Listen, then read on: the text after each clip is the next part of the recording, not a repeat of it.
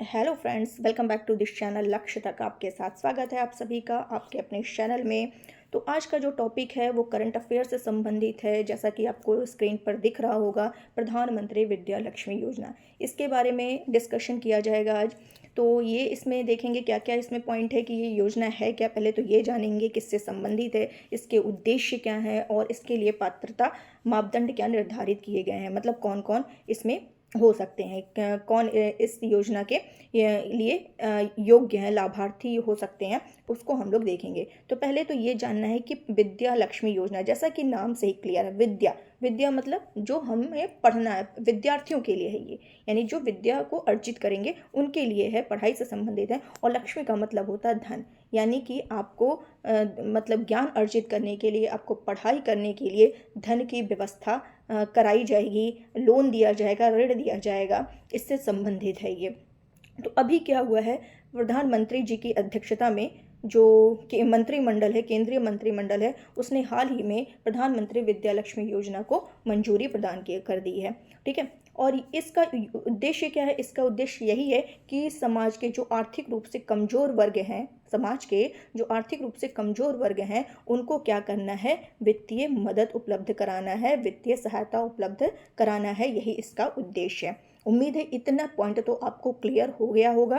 ठीक है। अब आगे जो पॉइंट हम लोग बताएंगे, आगे जो पॉइंट बताया जाएगा वो नोट कर लीजिएगा, काफ़ी इंपॉर्टेंट जो क्वेश्चन बनेगा वो उसी से संबंधित होगा। पहला तो इतना मैंने बता दिया कि ये समाज के जो कमजोर वर्ग हैं उनको वित्तीय सहायता उन छात्रों को पहुंचाना है, ये इसका योजना का क्या है, उद्देश्य है। और पहली चीज़ आपको ये करना है कि आप अगर लेक्चर को देख रहे हो तो प्लीज़ लाइक करना बिल्कुल मत भूलिएगा, और जो भी आपका फीडबैक हो वो ज़रूर दिया करिए, कमेंट जरूर किया करिए कि आपको अच्छा लगा या नहीं लगा, जो भी हो वॉटएवर। ठीक है, वो आप जरूर उसको मतलब कमेंट में मेंशन करिए।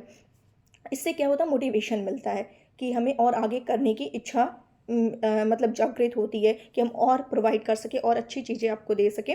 तो इसलिए प्लीज़ लाइक शेयर किया करिए। और जो नए हैं, नए व्यूवर्स देख रहे हैं, तो प्लीज़ निवेदन है आपसे कि सब्सक्राइब करना बिल्कुल मत भूलें। तो चलिए आगे देखते हैं इसके बारे में कि क्या है। तो अगर बात करें कि इसको लॉन्च कब किया गया, तो 6 नवंबर को अभी हाल ही में इसको क्या किया गया है, लॉन्च किया गया है। और इसमें टोटल जो व्यय निर्धारित किया गया, परिव्यय कितना निर्धारित किया गया है, वो है 3600 करोड़, 3600 करोड़ रुपए कुल निर्धारित किए गए हैं। कब से कब तक की है, 2024-25 से लेकर के 2030-31 तक ये निर्धारित है। 3600 करोड़ रुपए 2024-25 से 2030-31 तक। तो इतने पॉइंट तो आपके हो गए।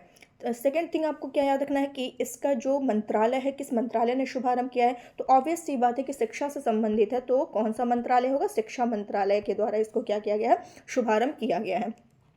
और इसमें थोड़ा सा मैं एक ये लेकर न्यूज़पेपर कटिंग है, यहाँ से हम लोग समझते हैं।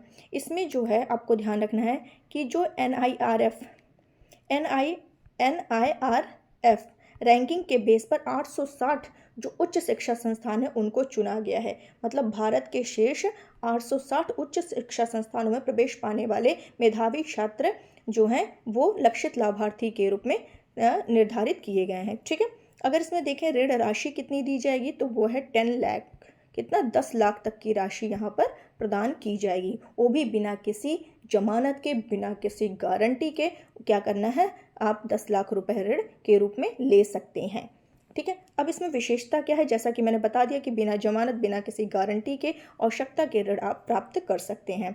और इसमें ये ध्यान रखना है कि जो मतलब लाभार्थी हैं होंगे, वो उनकी जो वो क्या होंगे, मतलब 8 लाख तक की जिनकी वार्षिक आय है, 8 लाख रुपए तक की वार्षिक आय वाले जो परिवार हैं, उनके जो छात्र हैं, उनको 10 लाख तक के ऋण पर 3% ब्याज अनुदान के लिए पात्र हैं। यानी इनके जो 3% ब्याज है वो केंद्र सरकार देगी। 8 लाख से कम वार्षिक आय वाले परिवार के छात्र के 10 लाख तक के लोन अमाउंट पर 3% जो ब्याज होगी वो केंद्र सरकार देगी।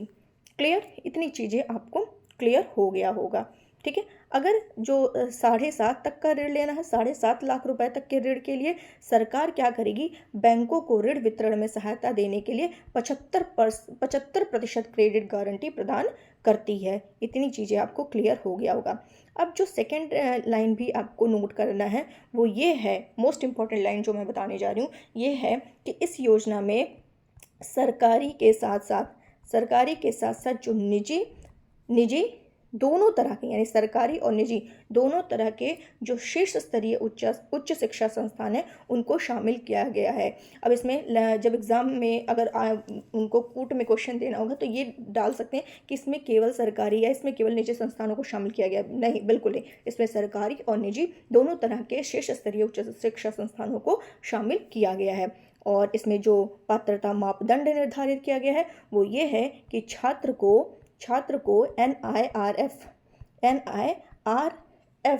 रैंकिंग द्वारा जो निर्धारित गुणवत्तापूर्ण उच्च शिक्षा संस्थान है उसमें प्रवेश मिलना चाहिए।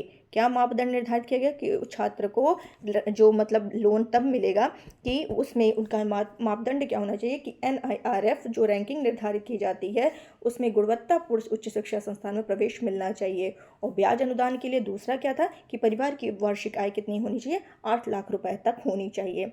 और तीसरी कंडीशन क्या है कि छात्र किसी अन्य सरकारी छात्रवृत्ति या ब्याज अनुदान योजना के लिए पात्र नहीं होना चाहिए। तो इतनी चीज़ें जो है वो आप लोग को एकदम ध्यान रखनी है। और इसमें लास्ट में क्या लिखा है ये भी चलिए देख लेते हैं कि all India survey of higher education 2022 के अनुसार 860 संस्थानों में हर साल 22 लाख छात्र दाखिला लेते हैं और ये सभी छात्र लोन लेने के लिए एलिजिबल यानी योग्य होंगे और आवेदन कर सकेंगे। ठीक है, इतनी चीज़ें आपको ध्यान रखनी है। तो उम्मीद है आपको ये अच्छा लगा होगा। तो please like share and subscribe करना बिल्कुल मत भूलिए और कमेंट भी ज़रूर करिएगा। तो आज के लिए बस इतना ही रखते हैं। तो थैंक यू सो मच।